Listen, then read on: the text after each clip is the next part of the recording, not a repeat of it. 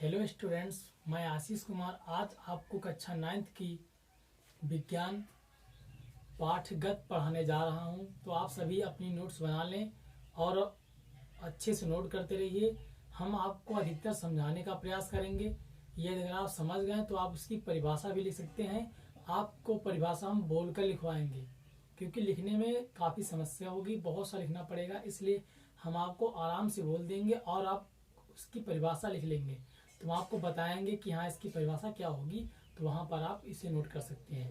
तो चलिए देखते हैं, आज हमें पाठगत मोशन पढ़ना है। तो आज समझते हैं गति क्या है। गति क्या है, ये कितने प्रकार के होते हैं, गति कहाँ कहाँ पर लगता है। गति के बिना सभी वस्तुएं हमेशा स्थिर रहेंगी। आप चलते हो वो भी गति है। तो बिना गति के कोई वस्तु एक स्थान से दूसरे स्थान पर नहीं जा सकती। तो गति और वेग ये अलग अलग है। वेग जब कोई वस्तु एक स्थान से चल देता तो वो गति कहलाता है, लेकिन वो जिस वेग से भागता रहता है, जिस गति से वो भागता रहता है, वो उसकी वेग कहलाती है।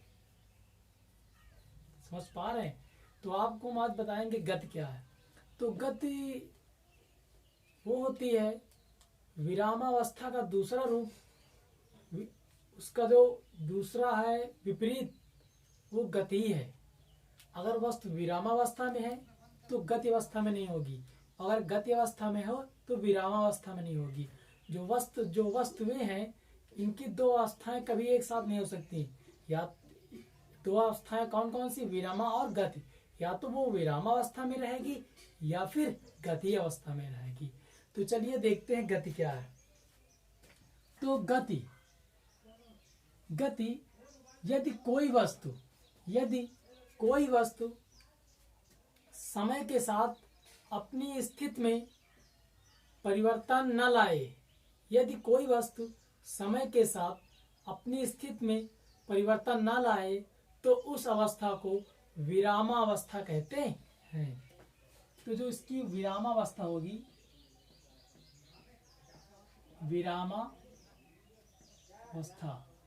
विरामावस्था वो होगी कि जब कोई वस्तु समय के साथ, समय चलेगा तो समय के साथ अपनी स्थिति को न बदले। जैसे हम कह देते हैं, जैसे ये आपका जो डस्टर यहाँ पे रखा हुआ है, अगर ये समय चल रहा है, इसमें कोई बदलाव ना किया जाए, ये यहीं पे रखा रहे, तो ये अवस्था इसकी क्या होगी, विरामावस्था।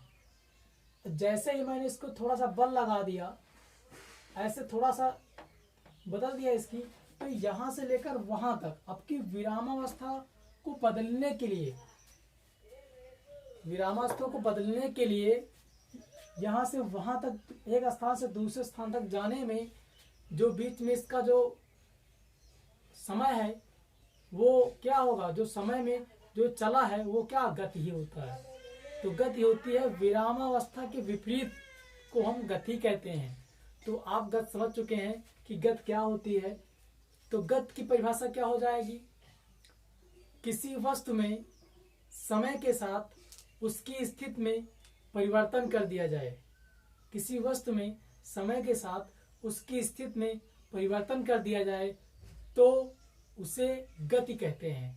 जैसे यहाँ पर ये डस्टर रुका हुआ है, मैंने समय चल रहा है, मैंने इसको ढकेल दिया, थोड़ा सा धक्का दे दिया, और जैसे मैं इसको धक्का दिया तो वैसे जैसे ही इसकी विरामावस्था बदल गई, तो जिस अवस्था में बदली वही आपका गति कहलाता है। जैसे आप रुके, जैसे ही आप चलें, तो जैसे रुकने के बाद जो अवस्था आ गई है, बदल गई है, जिसमें वो आपका गति कहलाता है। तो गति की परिभाषा होती है, लिख लीजिए सभी लोग, जब कोई वस्तु अपनी स्थिति समय के साथ परिवर्तन करती है तो उसे गति कहते हैं। वो विरामावस्था की जो परिभाषा होगी, वो जब कोई वस्तु समय के साथ अपनी स्थिति में परिवर्तन नहीं करती है तब उसे विरामावस्था कहते हैं। अब गति कितने प्रकार के होते हैं? गति निम्न प्रकार के होते हैं, बहुत से प्रकार के होते हैं, जैसे सरल रेखीय गति, घूर्णनगत, घूर्णनगत, दोलनीगत, काल्पनिक और लोटनीगत, ये सारी गति होती है। तो गति बहुत से प्रकार की होती हैं। तो जो आपके कक्षा 9 में जो सिलेबस में दिया गया, हम केवल उतने ही बताएंगे, इससे अधिक आपको नहीं बताएंगे। चलिए देखते हैं। तो नंबर 1 आता है आपका सरल रेखीगत। सरल रेखीगत क्या होता है? जब सरल रेखीगत का मतलब जब कोई सरल रेखी, जो कोई सरल रेखा हो उसमें कोई वस्तु गत कर रही हो, जब कोई रेखा हो उसमें कोई कण गत कर रही हो, तो वह आपका गति के प्रकार। नंबर 1 आपका सरल रेखीगत। सरल रेखीगत, तो सरल रेखीगत क्या होती है? जब कोई कण सरल रेखा पर गत कर रही हो तो उसे सरल रेखीगत कहते हैं। और इसका जो एक और है उसे कहते हैं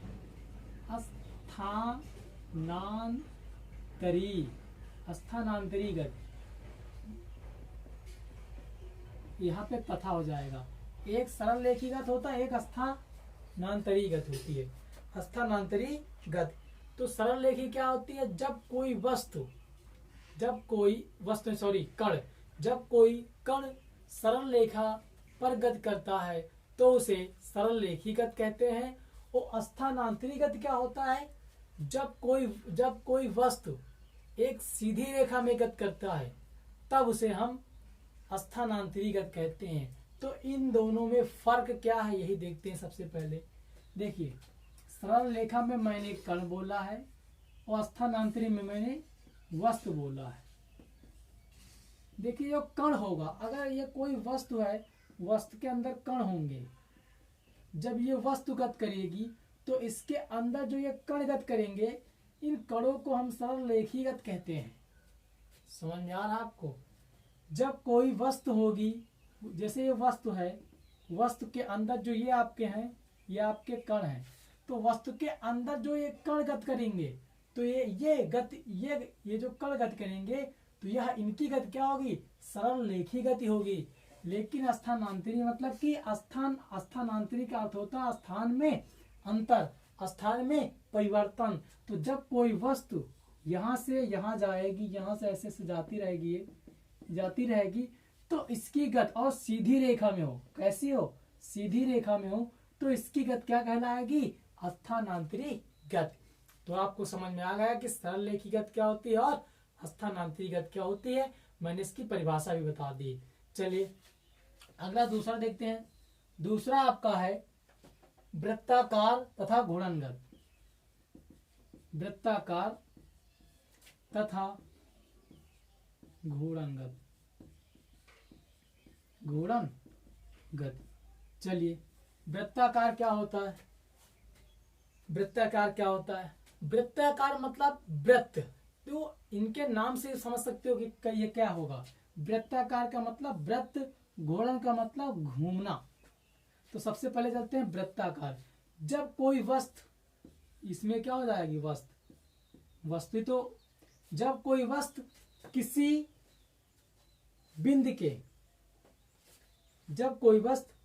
बिंदु के चारों ओर एक वृत्ताकार में गति करे। जब कोई वस्तु किसी बिंदु के, आपका बिंदु हो जाएगा, ये मान लेते हो वस्तु है। जब कोई वस्तु किसी बिंदु के चारों ओर एक वृत्ताकार में गति करती है तो ऐसी गति को वृत्ताकार गति कहते हैं। समझ में आ रहा? घूर्णन गति क्या होती है? घूर्णन गति होती है कि घूर्णन मतलब घूमना, खुद में घूमना। घूर्णन का मतलब ही होता है कि खुद में घूमना। जैसे पृथ्वी कैसी गति कर रही? घूर्णन गति कर रही। तो घूर्णन का मतलब खुद में ही घूम रही है। तो पृथ्वी खुद में घूम रही है, लेकिन चंद्रमा कैसी गति कर रही है? ये इसमें वृत्ताकार कार के रूप में गति कर रही है। तो देखिए घूर्णन क्या होती है। जब कोई वस्तु किसी बिंदु के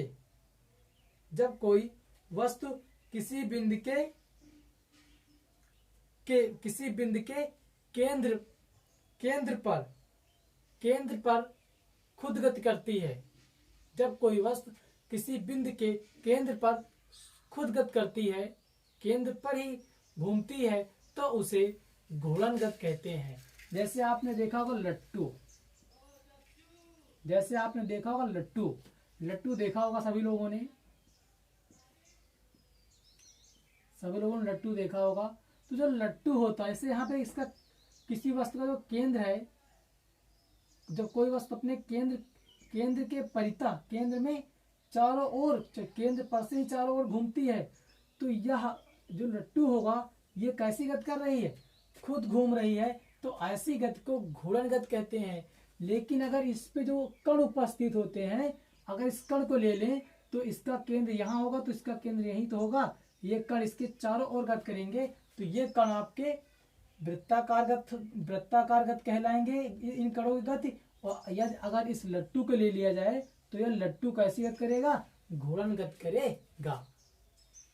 समझ पा रहे हैं। जब कोई वस्तु अपने केंद्र के अक्ष पर ही गति करती है, इसकी परिभाषा ऐसी ही होगी कि जब कोई वस्तु अपने केंद्र के अक्ष पर ही गति करे तो ऐसी गति को हम घूर्णन गति कहते हैं। और जब वस्तुओं में जो कण होंगे वे कैसी गति करेंगे, वृत्ताकार गति करेंगे। तो इस प्रकार से आपका ये भी समाप्त हुआ।